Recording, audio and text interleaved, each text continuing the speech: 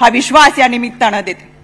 या निवडणुकीच्या दरम्यान दादा विरोधकांमध्ये असलेल्यांनी ज्यांनी स्वतःला दादा म्हणून घेतलं अशा काहींनी महिलांवरती अतिशय अश्लाघ्य आणि अश्लील भाषेमध्ये टीका टिप्पणी केली, पोस्ट केल्या, कमेंट केल्या। खरं तर हा कोणता पुरुषार्थ तो आम्हाला समजला नाही। एक ट्रोल आर्मी उभी करण्यात आली।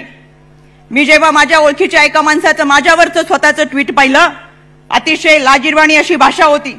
मी स्वतः फोन केला की तुम्ही माझ्या घरी 4 वेळा जेवण करून गेलात, इतकं आपलं जवळचं नातं असताना, इतकं चांगल्या पद्धतीचं वातावरण आपल्यामध्ये असताना इतक्या खालच्या पातळीला जाऊन तुम्ही टीका करता। तर त्यांनी सांगितलं तुमच्यावर टीका करण्याचे आम्हाला पैसे मिळतात आणि तुमच्यावर टीका केली म्हणून आमचं घर चालतंय।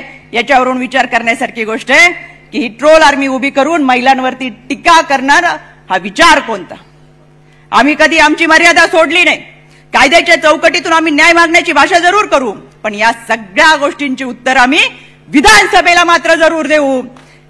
ही ताकद आमच्या सगळ्यांमध्ये आहे। या निमित्तानं मला